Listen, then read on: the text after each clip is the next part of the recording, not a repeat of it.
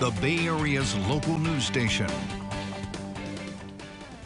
Right now, Oakland police are sharing information on the deadly shooting that took place last night at Lake Merritt. Let's listen in. Out of about 5,000 in that specific area. Total around Lake Merritt would be a crowd of about 10,000, it was estimated. But in the specific area that we're talking about today is about 5,000 in the 2200 block of Lakeshore Avenue. What we do know is that we have 7 victims. One of the victims did succumb to his injuries last evening. He was pronounced deceased at a local hospital. He's been identified as a male, adult, 22 years old, and he resides from San Francisco. We have 2 other victims, females, and 5 other males. They all suffered, with the exception of the deceased male, they all suffered injuries, gunshot wounds, and were listed in stable condition. So a total of 7 victims, 1 deceased, the rest were listed in stable condition. What we do know is that we believe there's at least 1, if not more than 1 shooters that are responsible for this crime. And I do want to clarify some information that we put out last evening. We did make 2 arrests. We arrested 2 males and recovered 2 firearms. Investigators are still looking to see if those individuals are connected to the shooting. And it may end that the investigation reveals that they were not. But again, it is important that our community knows that our officers did, on view after the shooting, they observed 2 males running from the scene, both armed with firearms. And again, we're looking to see if they are connected to the shooting. And it may not be that they're connected, but still our officers did on view 2 males running with guns from the scene.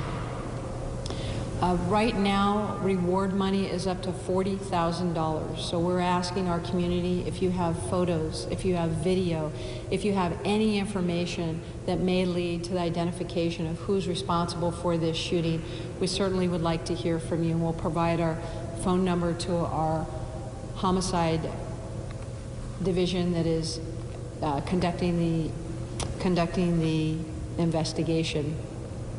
Would like to just also share with you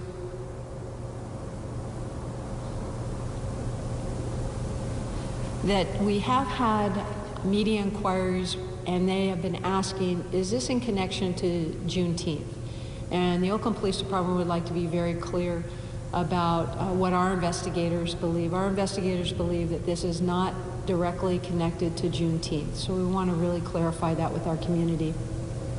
Every weekend we have large crowds that come down to Lake Merritt, and they enjoy the lake for many different reasons, for many different celebrations. This specific area, which is the 2200 block of Lakeshore, we have individuals who, we have vendors who will sell items, and patrons that will go to the lake, but nothing specific says this is a Juneteenth connection. Unfortunately, this shooting did happen on Juneteenth, which in celebration of a wonderful time, a beautiful day and a beautiful evening, unfortunately, a shooting did occur. But at this time, investigators do not believe it is directly connected to Juneteenth. It's just unfortunate the shooting occurred on that day. We're also looking in to see if this is connected to any gangs, groups, specific targets. We don't have those answers right now, but what we can share with you is we'll be holding a press conference with Chief Armstrong tomorrow. Our investigators will have more time to finish and not only interviews that they are still processing and conducting, but also going back out to the scene, canvassing, and also looking into any tips or leads that we have received from the community. I'm going to open it up to questions at this time. The vendors out in the area said they were evacuated, obviously for public safety. A lot of them, when they came back, cash boxes were gone, things that they were selling, their merchandise were gone. Any advice on offer them? Yeah, absolutely. So unfortunately, when this shooting occurred, again, there were about 5,000 people in the area, and we also know that we had vendors in the area. It was extremely chaotic.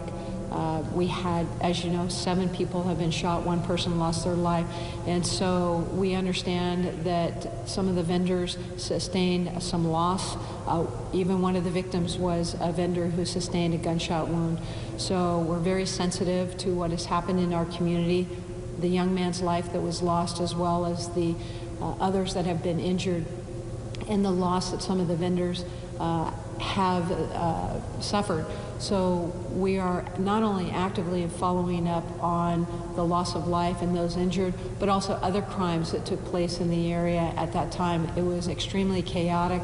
A lot was going on. We're going through video surveillance. We're going through videos and photos that some of the community has provided us. And again, we're asking for more. Any video, any photos that would help us piece this together. But we do know that there were other crimes that were committed, crimes of opportunity, while people were fleeing the area for their safety, which we completely understand. But again, we are following up. Any motive? I'm sorry, go ahead. Any motive? We're still looking into what the motive is. Again, is this related to any groups, gangs, a specific person, or what really led up to the motive? And that's what our investigators continue to process and look at, not only talking with witnesses, going through videos and photos and information that we're receiving. Again, our investigators continue with canvassing and interviewing. It's a little too early right now for us to pinpoint exactly what the motive is, but again, we'll be having a press conference which will provide you additional updates tomorrow. Christy, you had a question? Okay. Okay. Yes. Speaking when have you been arrested or being held for questioning? The 2 individuals that were arrested last night with the 2 firearms that were recovered, they have been arrested. To my understanding, they are still in custody. They have not been released. One of the things we want to share with our media partners as well as with our community is that we do have extra patrols around the lake today. I think that's very important and key. We just had a shooting last evening where 7 victims and unfortunately one young man lost his life. It's important for our community to know we do have additional patrols for public safety around the lake, not only today but through the evening. Yes, Don.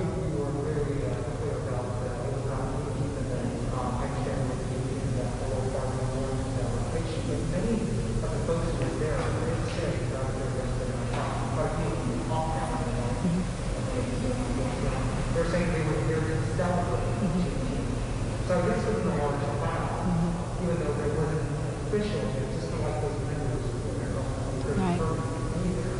there was supposed to celebrate. What do you think of the fact that during the celebration, whether they were there to celebrate just a beautiful holiday weekend, holiday, what do you think of the fact that this national occurred? Regardless if it's a celebration for whatever it might be, it's just a lovely day and you want to bring your family to the lake, birthdays, celebration of Juneteenth, whatever encompasses a beautiful day, just being together, you should be safe anywhere in the city. And when you have 7 people who are shot and 1 individual has lost their life due to this shooting, we take this very seriously, not at the Oakland Police Department only, but the city of Oakland. We are not only concerned with what happened last evening, but also to ensure everyone is safe today by providing additional patrols at the lake and also sharing with our community and the media the updates of what we do know at this time during this investigation. Today, we have lost 60 lives in the city of Oakland. 60 lives that we are investigating to homicide, to violence. And it is absolutely a #1 priority for the Oakland Police Department and the city of Oakland for public safety, for reducing gun violence, and identifying who is responsible for this shooting. We had young children. We have a lot of people come to the lake to enjoy and just celebrate the warm weather in the summertime. Unfortunately, it fell on Juneteenth, which we have 7 lives that have been altered from gun violence and 1 life that's been lost. So we take this very seriously, and we're going to continue our extra patrols to ensure everyone is safe as they not only celebrate any occasion, Juneteenth, Father's Day, whatever it might be. Jeffrey? John, kind of a two-parter. Was there a police presence out there in general during the event that was going on? That's a good point, Jeffrey. Let me answer that one first. We have our illegal sideshow detail, which is out during the weekends. We were aware of a large crowd at the lake. We were also aware of additional cars at the lake. So our illegal sideshow was redirected and deployed to the lake area because there's so much vehicle traffic. We did have reports that from the fire department, some of the fire hydrants were blocked. There was a double parking, which was very difficult if a fire engine or an ambulance or first responders, police would need to get through a certain street. That would hinder or possibly delay a response. So we were aware of that. We started sending units over prior to the shooting. So we had extra police presence due to the illegal sideshow detail, and that's when the shooting occurred. And because of that, we had officers in the area, and they were able to see the two men with guns running from the scene and very quickly be able to apprehend them. And I know you had a second part. Yeah, as you know, these events out there have been controversial. They've been growing. It's hard to kind of pinpoint one thing to one event, but does that make it even more problematic from your perspective? You know, you've got all these people out there that are interacting with violence. Absolutely. It's always a concern when we have a shooting, especially where we have 7 people whose lives have been altered, have been changed, where we've had a loss of life in connection with the shooting. And at Lake Merritt, this is an area where we're picnicking, we're celebrating, we're enjoying, and public safety is absolutely paramount and a priority. Not only is Chief Armstrong speaking with the leaders of the city, but also the direction from his commanders to our patrol officers with the extra patrol to ensure that there is public safety, especially in light of the shooting last night. Jeffrey, I had a little bit of a hard time hearing you. Can you repeat that? Are there too many people out there? Is that a concern? It's always a concern when we have a lot of people at the lake and we have double parking, blocking of fire hydrants, difficult for first responders. So we do have to look at the crowd size, and we do have to look at what happened last evening and what can we do collectively as a city to address some of the public safety concerns and some of the concerns that our officers and our fire department witnessed yesterday. Thank you. Darwin. Under the Department of Violence Prevention, they went out there where the OCD investigates crime on African people who escaped criminal acts. I know you work in the community. Can you talk a little bit about the Violence Prevention Department too, that you've done people shot on that gets viral and more violence in the city, right? So what kind of efforts going on there to prevent that? Anytime there is any violence in the city, especially with gun violence, the Oakland Police Department works very closely with the violence prevention. I certainly don't want to speak into their lane.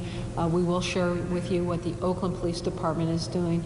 We have our own violence crime operating center, and immediately everyone was activated and they were processing information that our officers and investigators were collecting from the scene.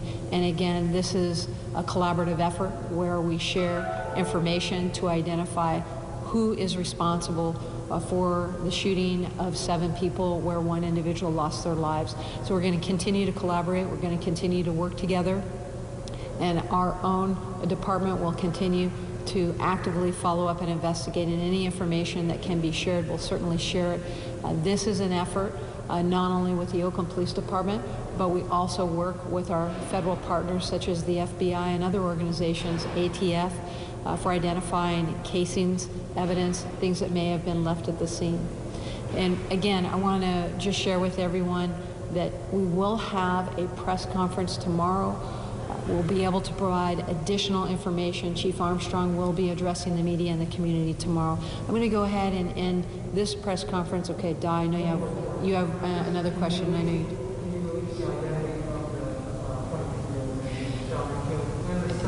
Sure.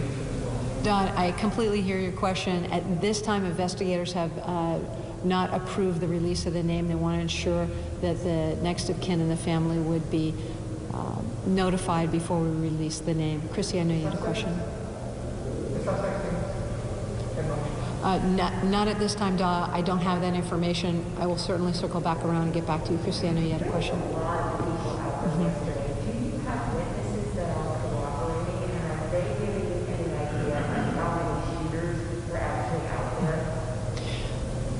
That's an excellent question, and I thank you. There are witnesses that have come forward. They have provided information. We're encouraging if anyone else saw something, heard something, may have videos or photos on their phone, we're always encouraging. And let me leave you with a phone number. It's 510-238-34. 510-238-3821. 510-238-3821. That's our homicide division. If you have any information, we would like to hear from you. I'm going to conclude this portion of our press conference, and I want to thank you and hope and invite you to join us tomorrow. Thank you. I'll announce the time tomorrow. I don't have that. We've just been listening to Oakland police discuss the shooting that happened yesterday at Lake Merritt during a Juneteenth celebration.